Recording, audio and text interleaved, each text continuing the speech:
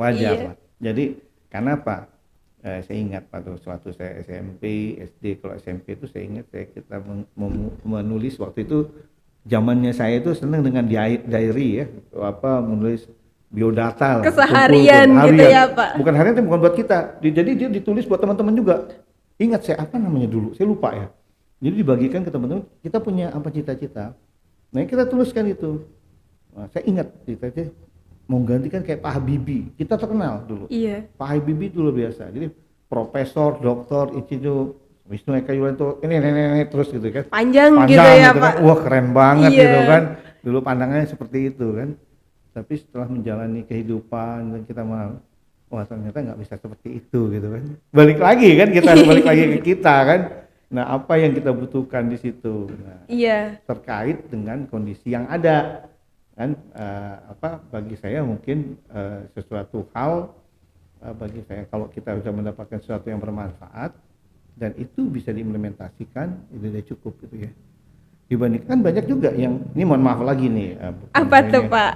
jadi kita misalnya titelnya ada ya, misalnya dokter atau apapun, tapi sebenarnya kemampuannya nggak sampai di sana gitu loh. Itu kan sayang berarti kan sebenarnya. Iya, betul. Gitu kan banyak lah ya, tapi apa artinya dalam konsep di sini sebenarnya tergantung sudut pandang dan cara pandang kan. Masing-masing Masing-masing orang gitu ya, Pak. Nah cuman kan berdasarkan itu ya saya lihat ya udah, kalau awal kan mungkin dari waktu SD SMP nggak berpikir ke sana kan. Iya. Tapi setelah menjalani kita jenjang-jenjang tersebut, ada hal-hal tertentu yang memang kita hadapi dan harus ada choice, pilihan. Iya. Nah, memang dikatakan filosofi hidup, kehidupan adalah pilihan. Betul sekali. Kita mau di mana, ya itu pilihan kita. Iya. Konsekuensi, ya harus kita ditanggung tanggung. gitu ya, Pak. Karena itu udah pilihan Udah kita, pilihan kita gitu ya. loh. Oh pilihan kita begini, ya argumennya begini, ya udah tanggung sendiri seperti ini misalnya Iya. kan. Ya, oh cuman ini, oh ya udahlah ini. Dan yang paling penting, oh saya cuma segini, tapi itulah saya. Iya. Yang paling penting saya segini, saya bisa bermanfaat bagi orang lain. Oh itu cukup bagi saya. Dan ngejalaninnya juga happy aja gitu betul, ya, Pak. Betul, itu yang paling penting juga, kita happy untuk menjalankan itu ya. Iya. Jadi nggak ada beban di situ. Iya. Ya, untuk jelasin apa namanya ini juga panjang ya. Iya nggak apa-apa, Tapi Pak. kehidupan Memang, ya, kehidupan memang ya. itu iya menarik juga nih cerita dari Bapak kan. Jadi kayak cerita baru untuk Citra dengarnya gitu. Iya. Kalau untuk berangkat ke Jepang nih, Pak, itu Ya. berapa lama tuh, Pak? Saya ke Jepang itu 3 bulan kan, dan itu memang jadi gini, kita itu di kantor saya, kebetulan kantor saya kan di pada saat itu di Pusat Sarana Penelitian Lingkungan, pusat pedal ya dulu ya, Bapedal ya. Bapedal di mana tuh, Pak? Di kawasan Puspitek Serpong. Oh, Ya di kan? Serpong. Di Serpong. Nah itu kita memang dibantu JICA. JICA itu punya expert. Dan kita dalam program bantuan itu kalau nggak salah ada 5 tahun, diperpanjang 5 tahun, terakhir itu tahun 2005 kalau nggak salah ya. Nah saya kebagian 97 itu ada individual program. Ya, individual program, ada grup program. Jadi kebetulan saya karyawan pertama. Di Bapedal itu. Bukan di Serpong itu saya karyawan pertama, angkatan pertama, maksudnya pertama bukan pertama ya, angkatan pertama. Jadi kalau NIP saya di Bapedal dulu saya masih ingat 770000124. Jadi saya nomor 124 gitu. Iya. Iya, jadi saya ingat pada saat bulan kita diterima Maret 93 ya. Nah, itu apa namanya SK CPNS-nya itu ya. Tapi sebenarnya kita sudah dikatakan lulus itu tahun 92 Desember. Itu jadi kita masih di rumah, dan apalagi saya Maret itu diterima, SK CPNS-nya keluar karena gedungnya belum jadi kan di Serpong kami kan. Nah, di yang tadi baru dibangun itu atas bantuan JICA dengan kerjasama waktu itu Bapedal dan JICA termasuk KLHK ya. Jadi di mana gedungnya kalau yang itu belum jadi? Ya saya di rumah. Oh di rumah. Ya di rumah. Oh, Ya, gitu. maka setelah jadi itu sekitar Juni Juli kita baru dipanggil untuk ke sana. Jadi nunggu dulu gitu ya, Pak. Nunggu dulu kan ada angkatan saya itu ada sekitar 30-an lah.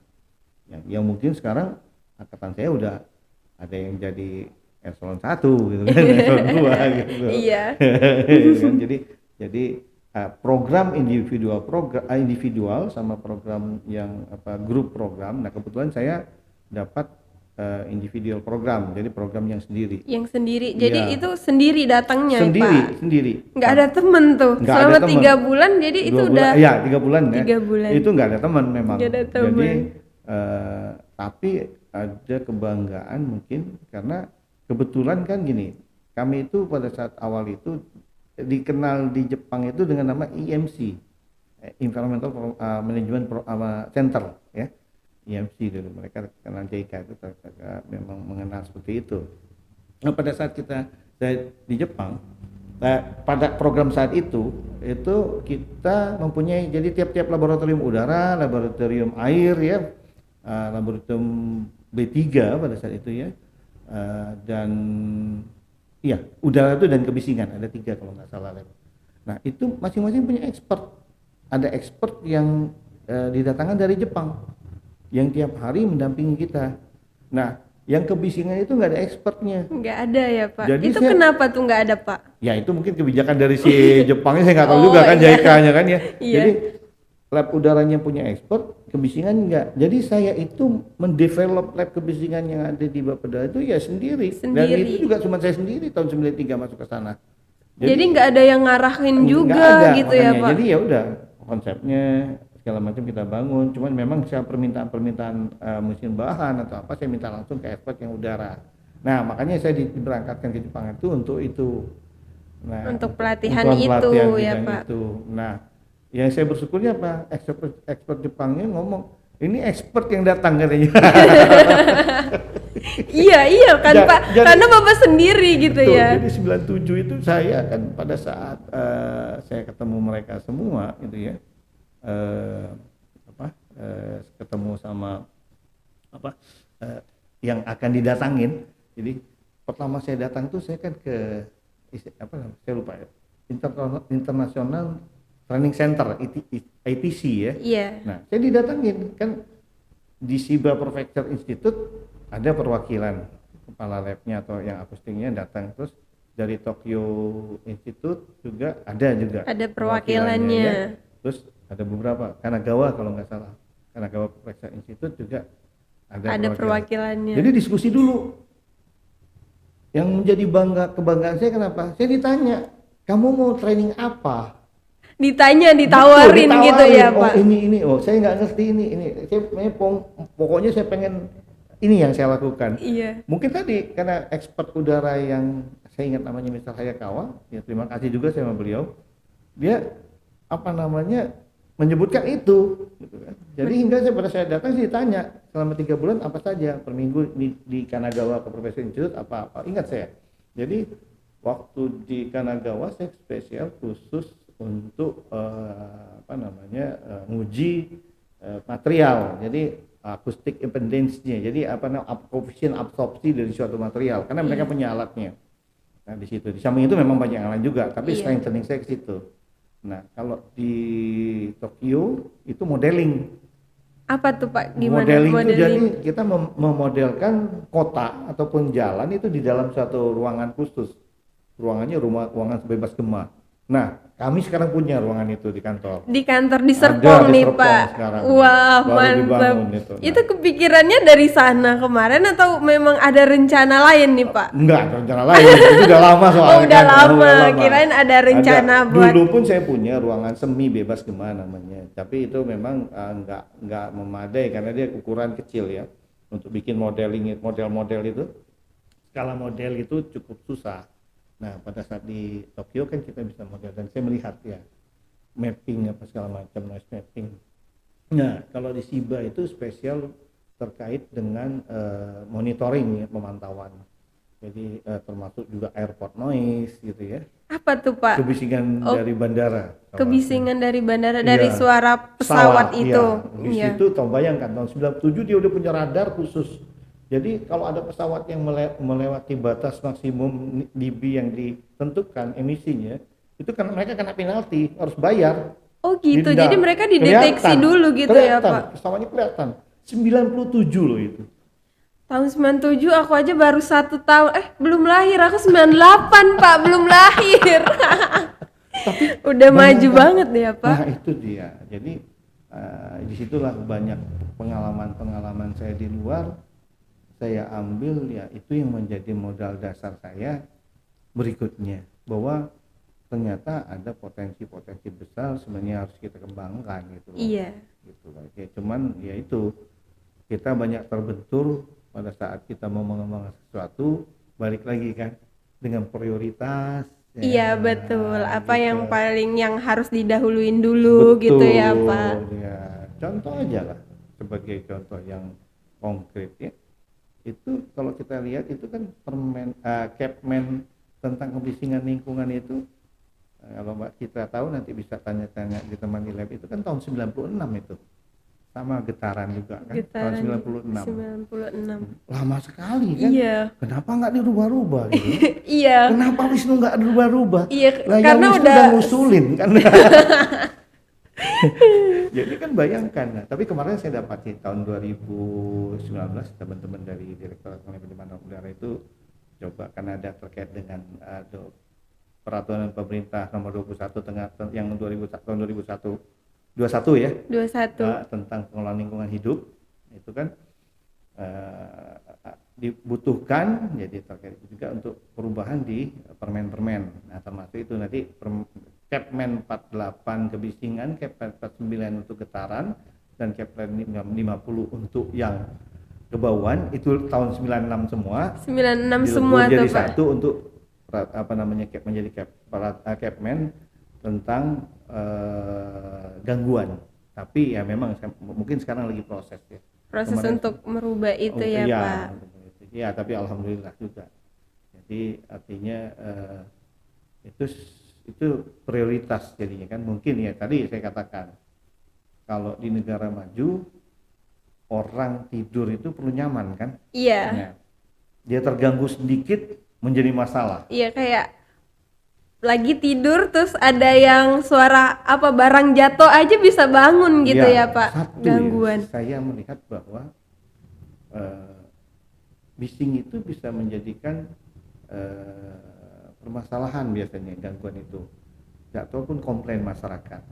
Nah yang saya lihat di Jepang tahun 97 pada saat saya di Shiba Perfect Institute ya, saya ingat saya dibawa, kebetulan pada saat itu komplain, ada masyarakat yang komplain anaknya nggak bisa tidur, keganggu. Gara-gara apa tuh Pak? Nah ini yang kita selidiki. Wah, saya pengalaman di situ, saya mendapatkan ilmu yang luar biasa di situ ya. Jadi yang jadi perhatian saya, yang komplain cuma satu orang loh. Tapi langsung eksekusi. Satu warga. Iya. Langsung eksekusi. Iya. Ya, kita ini yang saya katakan, satu warga itu bisa menjadi catatan. Mungkin apakah karena negaranya sudah maju ya pada saat itu ya. Iya. Dengan prioritas-prioritas mungkin di sana. Nah, kalau kita kan ya orang mungkin dengan kebiasaan-kebiasaan yang ada, saya punya pengalaman juga, bukan pengalaman sih, kadang-kadang kita gini nih, kita biasa tidur dengan bunyi AC, bunyi apa, tiba-tiba AC-nya mati, kita nggak bisa tidur kan. Iya. Padahal AC itu sebenarnya mengganggu harusnya. Iya, karena udah biasa itu tadi ya Pak. Nah mungkin orang udah biasa di pinggir misalnya suatu rel kereta atau apa, mereka udah biasa, akhirnya nggak ada masalah gitu iya, kan. betul. Nah, gitu. Tapi dalam penanganan lingkungan kan sebenarnya nggak pas di situ. Bukan menjadi biasa, tapi karena kebiasaan itu timbul di kita atau di badan kita itu, untuk kebiasaan itu nggak menjadi masalah. Tapi belum tentu kesehatannya.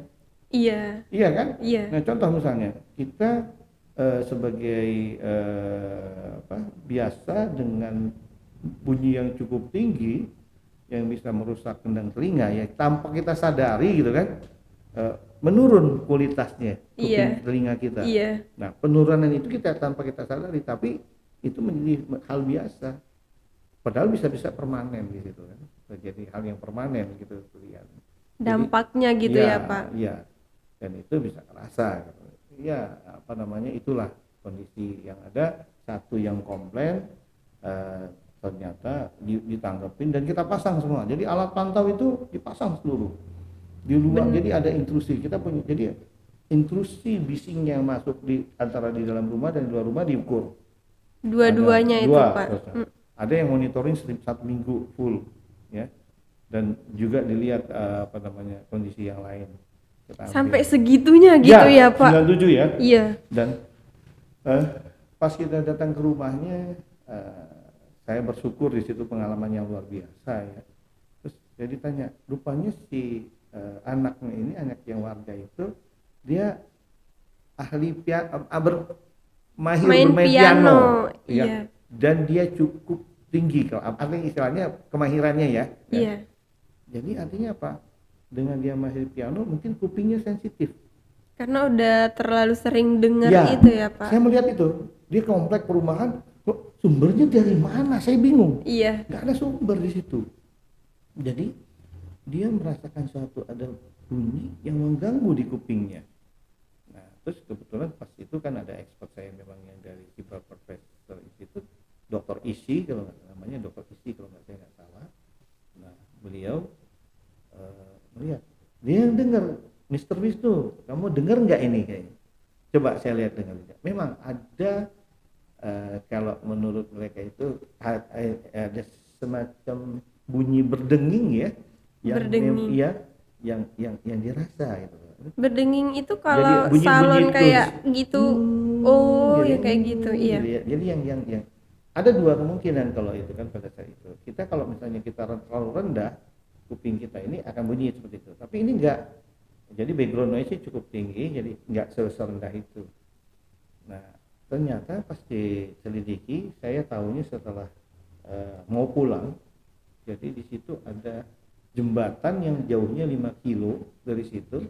Jauh padahal ya Pak. Ya, jadi jembatan itu dilalui oleh kendaraan-kendaraan yang cukup besar, dia mengalun ya. Nah, ternyata frekuensi rendah tadi itu yang mengganggu dia. Oh iya, padahal Gitu. kalau kita aja nggak masalah, nggak kedengeran malah kali ya Memang, Pak. itu yang infrasound, dia katakan infrasound. Infrasound. Tapi karena dia sensitif kupingnya, infrasound itu, ataupun mungkin kalau yang ya terjadi kalau tinggi itu sebenarnya kan harusnya ultrasound gitu ya. Iya. Tapi yang ini yang rendah. Tapi itulah yang terjadi. Nah, saya dilaporkan dari Dr. itu kondisinya seperti ini. Terus saya bilang penanganannya gimana? Untuk sementara dia dibawa ke tempat lain. Oh, dipindahin. Dikonditioningin lagi gitu. Jadi kayak ada apa namanya pengobatannya Iya, gitu ya gitu, Pak. Iya. Karena kan fisikis. Iya. Ya, gitu. Karena kan kalau orang yang biasa ya yang kita terganggu itu yang berisik malahan ya Betul, Pak, betul. bukan yang kayak apa ya, bisa dikatakan nggak kedengeran kali ya Bisa, Pak sama dan, kita. dan kita anggap biasa-biasa Biasa saja aja, gitu iya. kan. Itu bedanya.